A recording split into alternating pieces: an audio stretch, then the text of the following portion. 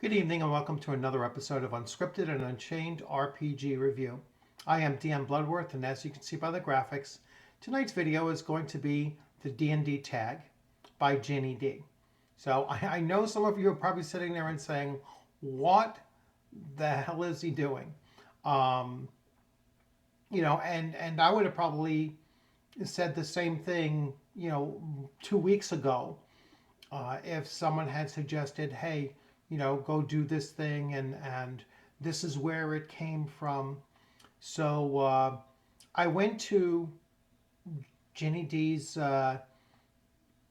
D&D tag video and watched it, and then I looked at some of her other videos as well, and much to my shock, and really it was probably unfair for me to be shocked by it, but there's a lot of content that she actually does that I found useful. I found this to be useful, and probably more useful than than the RPG a day in August was. And some of her ideas about NPCs and such. I just watched that video recently as well.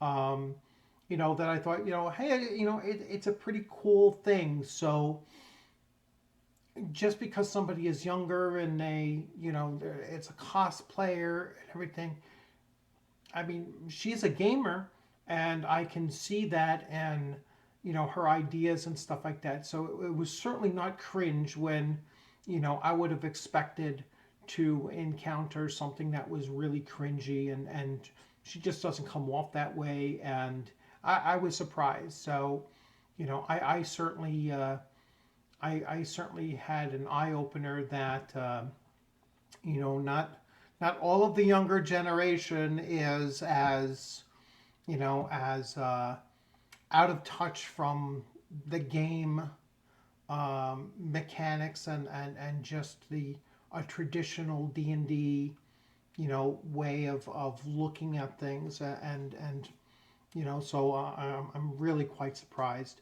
But let's take a look at the D&D tag, and I'm going to switch views here and actually go to the questions. And like I said, I compared this to the RPG a day, and I found that these questions were actually pretty interesting questions, and tell a lot about your experiences as a gamer, rather than just one word prompts for you to try to create something out of it. So let's switch screens and we'll go right into it. So the first thing is, what was your first D&D character? So my first D&D character was back in 1977 or 78, and I kind of struggled with just trying to remember. And then it came to me. So my first character was a human fighter. Um, so not very adventurous as far as dabbling with more complicated classes at the time. So it was a human fighter, and I'm pretty sure his name was Unchained. So Unchained was kind of he was a really big guy, very muscular. Um, I mean, he was built like a real combat machine. So very strong. 18 plus, 18 percentile strength. I don't remember exactly what it was. And he probably eventually got up to 18,100 or beyond, if I recall correctly. Um, he was very agile for an individual his size, and also had a very high constitution. I forget if it was a 17 or an 18, certainly within that range. And he was a real beast in combat. So he was my first character that I recall, but not my main character. And that gets to one question coming down the ways. He did eventually die. So I'll go into the next question. So the next question is, which D&D class is your least favorite to play or you do not want to play? Uh, I've never played a bard, and I've never really thought of playing a bard. So I have no desire to play a bard. And I think it's kind of like that support class that I really don't like to play. I mean, even in MMOs, I don't like playing the character that is going to, raise a banner and boost everybody else up. So yeah, I just don't like support classes in that sense. So Bard is my answer there. What D&D spell would you most want to have in real life? I wouldn't want any D&D spell in real life. And the reason why is because basically I like to keep separate fiction from nonfiction. And I don't look to bring real life into my gaming, and I don't look to take my gaming out into my real life. So to be perfectly honest with you, I wouldn't want any spell ability out of D&D in the real life. What's your favorite D&D monster is question number 4. And I thought long and hard about this one. I was trying to think of what's the monster that I really enjoyed as a DM using and did the most with, and not the most frequent with, but the most with that particular monster. And I kept on going back to the Black Dragon in the Dragonlance modules. So I think it was the first one, if I recall correctly, where there's a black dragon. And I just loved using that black dragon in that scenario. And then later on, I would use black dragons again in some others. So anytime my players were in a swampy area, I was always tempted to, all right, let's pull out the black dragon again. So I really do enjoy using black dragons. What's your favorite NPC or villain that you have encountered or created?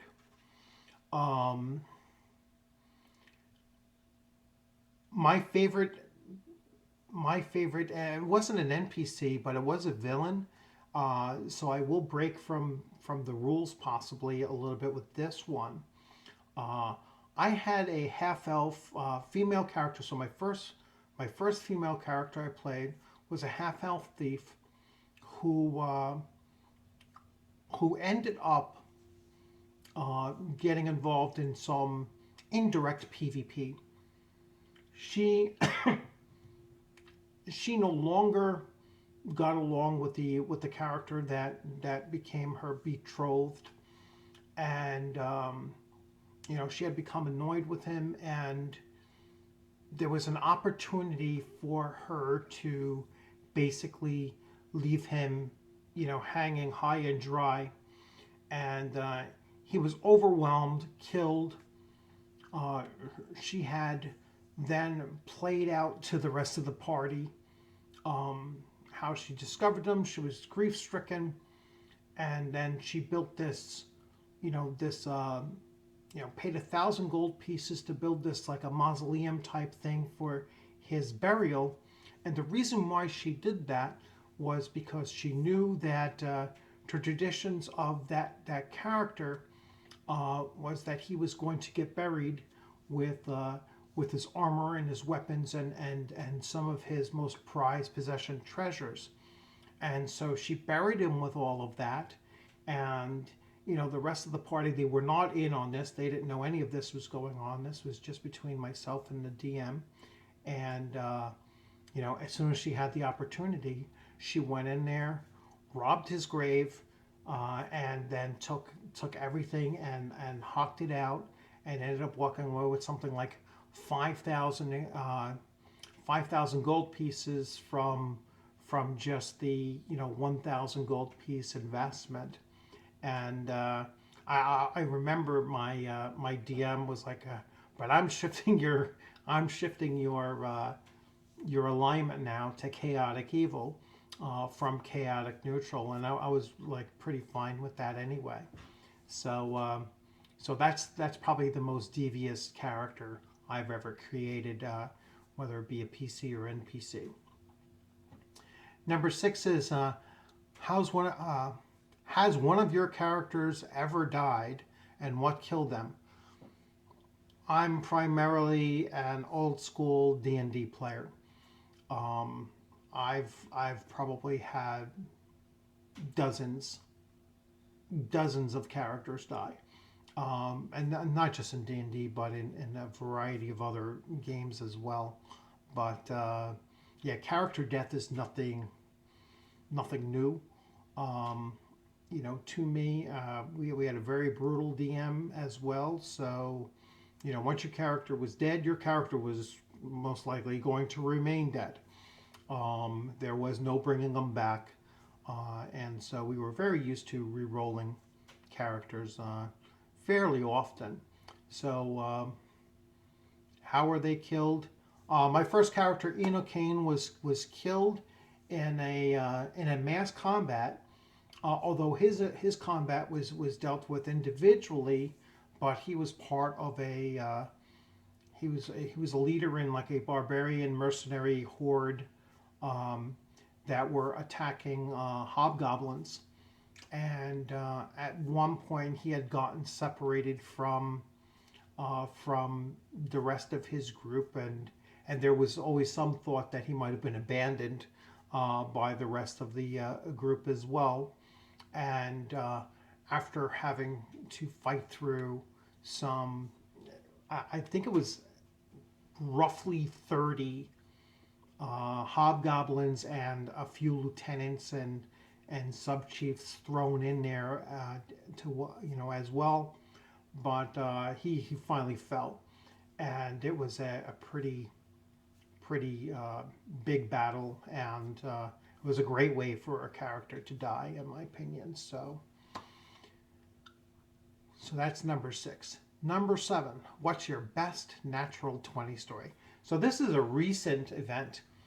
A couple weeks ago in my AD&D first edition, playing my magic user, so I'm not the DM of this, I'm playing a magic user character. And at one point, we had rescued this child, a boy probably 12-ish or under. And when we were returning him to a village where we were known to be like these heroes, um, as we were approaching the village, he ran ahead and was starting to talk to the guards. And he was telling the guards something that started making the guards look at us and behave as if we were suddenly going to be, to be treated as criminals. And we started to, make our checks and rolls and everything to see how much of the conversation between the boy and the guards they were, how much they were saying. And the DM tipped us off that the boy was actually accusing us of kidnapping him and just ratting us out, and then telling us the guards were amassing other people getting ready to attack us or to capture us or whatever. And so while this is going on and the rest of my party is kind of trying to figure out what to do, this was on a D20, so I shot a whisper message over to the DM, and I told the DM, because my character was out of spells for that day, I told my DM that I was going to use my sling. It became like my secondary weapon constantly, and almost like a cliche. He was only a third level magic user, so he didn't have that many spells to begin with. And so I really started using this sling, my sling bullets all the time. And so I said, I'm going to shoot this sling at this kid, because if we're going to go down and get killed by this town, I'm going to make sure that this kid pays. And so he was like, okay, make your roll. And so I go in there and I rolled a natural 20. And at the same time, it was not just a natural 20, but it was the maximum damage as well. And so he describes, he says, the kid is talking to the guards, and then all of a sudden you see his head just bursts open in a splatter of blood, and he goes down. And when you look over your shoulders, after the trajectory of it, you see Ancalagon, who is my magic user character. You see Ancalagon um, reloading his sling, and with this little wry smile on his face, and they were totally blown away. At first they were like, "Holy!" Like, why'd you do that? Then they were, like, what an incredible shot that was. And then from the kid's, hollowed head, out came this like worm-like thing that was controlling him. And that's where we kind of learned what was going on in this village, that people were being taken out by these insect worm type creatures that were invading their bodies and taking over their minds.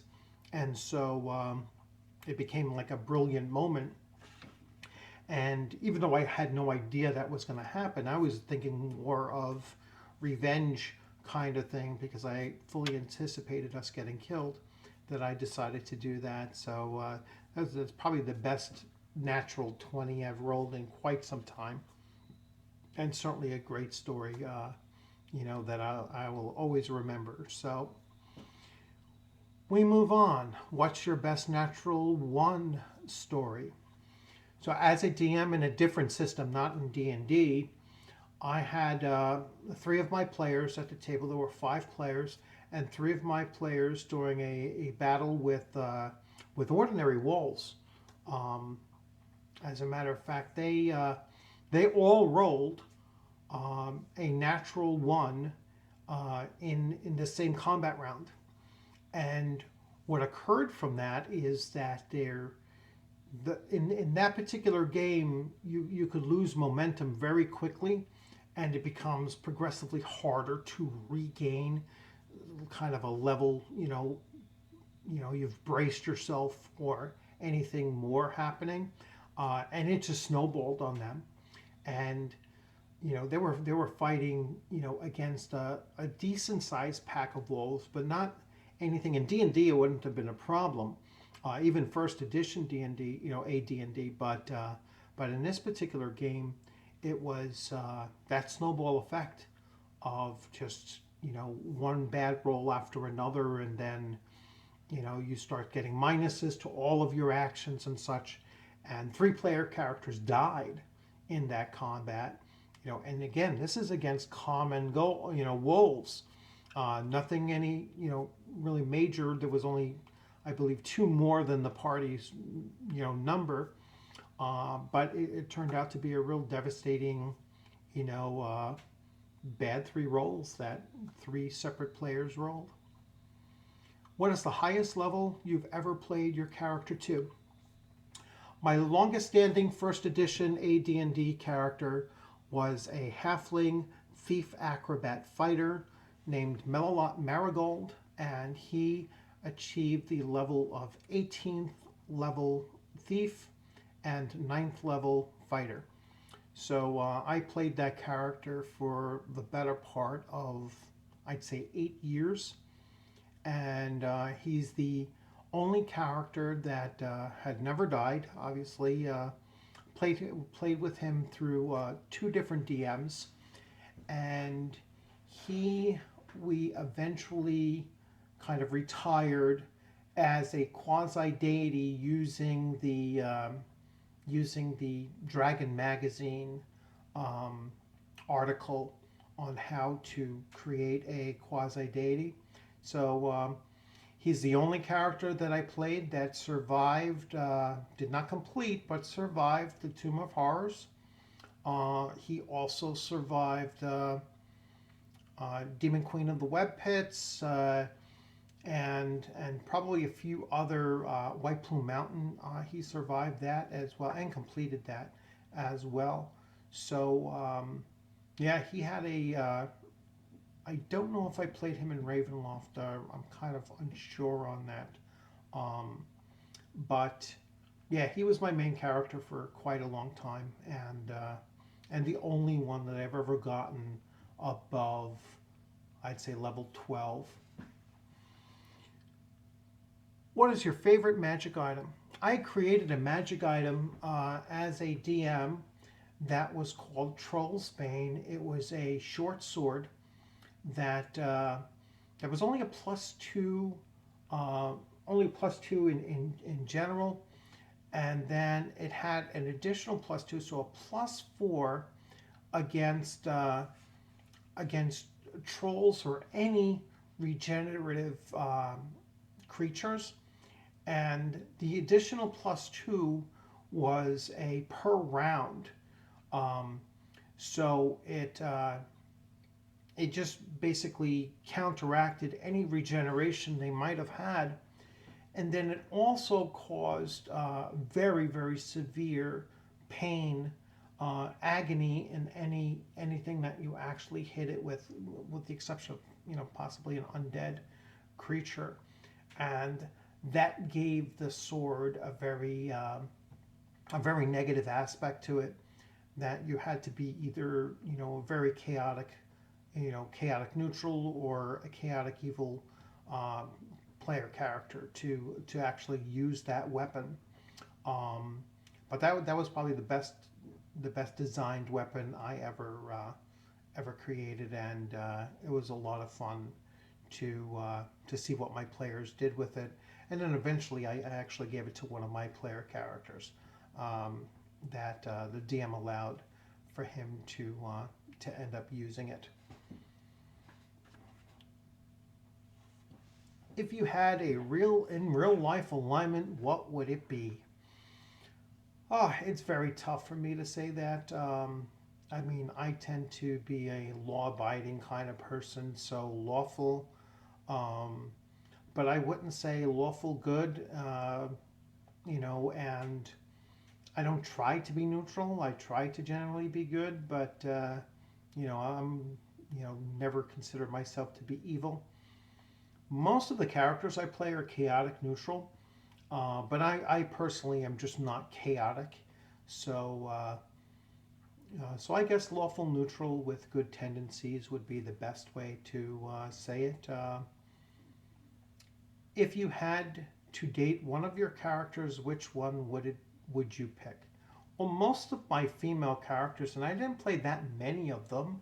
Um, the ones that stand out is that half elf thief character, and she was, very greedy and very conniving and everything. So no, I wouldn't date her.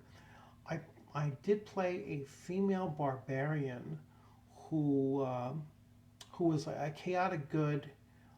She would probably be the only one that I would consider.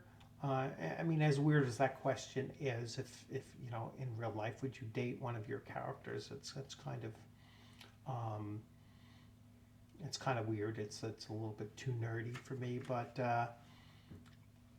there's only one female character that I would even think of. Well, that would be a nice person to know in real life, but in most cases, my characters. There was only other one female character I played in Star Wars. In Star Wars: The Old Republic, the MMO, I played a Sith, a female Sith warrior that and she was a nasty bitch. So I wouldn't really want to do that either. So. Is there a character you want to play but haven't had a chance to play yet? Thinking of that, I don't think I've ever created a character and not played the character. So my answer to that is no. There's never been a character that I've created that I didn't play. I tend to, create characters for the purpose of playing them. If it's even a one shot or or a long-standing campaign, I make characters to play them. Are you a dice goblin or a dice minimalist? I don't really know. I have about, I'd say, 7 sets of dice. Some of them are specialty dice that came with game systems, like the Conan 2D20 has special set of dice. There's a couple others that actually have a special set of dice. There was a game from Wedding Games that I have that had novelty dice with them, but for the most part, about 7 sets. So I don't know if that's minimal or it's certainly not a dice goblin. So I think it's less than 100 die, total, or probably less than 70 die total that I have in all of the dice that I own. So I'd say it's probably moderate. And so, what rule or mechanics have you never quite wrapped your brain around? Well, I understand psionics, but I never use them. I never would use them. I wouldn't use them as a DM. I wouldn't use them as a player. I actually despise all of the psionic creatures and the Fiend Folio. I'm more tolerant for some reason of mind flayers, but for the most part, I just don't like psionics, and so even though I understand it, I just don't like it. So that's my answer for number 15. Okay, so that's pretty much a wrap. So like I said, I kind of like these questions. I like the fact that they aren't just those one word prompts, and there's not really any questions here, maybe one or two, that that I would swap out for different questions. I mean, I don't like the real world and fictional world, swapping back and forth kind of questions, because I don't treat gaming that way. I don't try to mix, as I said earlier, fiction with nonfiction.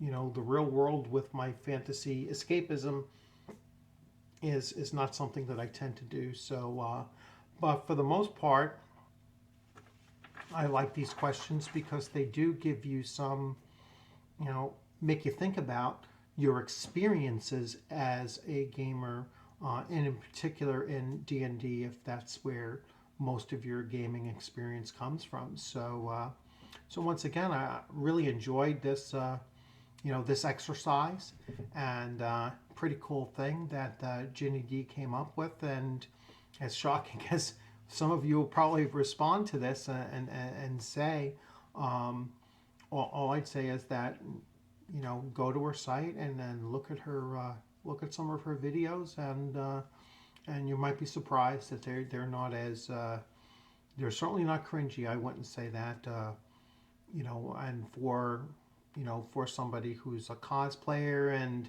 a lot of the things that are oftentimes say about that kind of activity and various hobbies is, I mean, she's a gamer, and she talks about gaming and in a way that I can certainly relate to, being the grognard that I am, and I can still appreciate some of the ideas that she has. So you know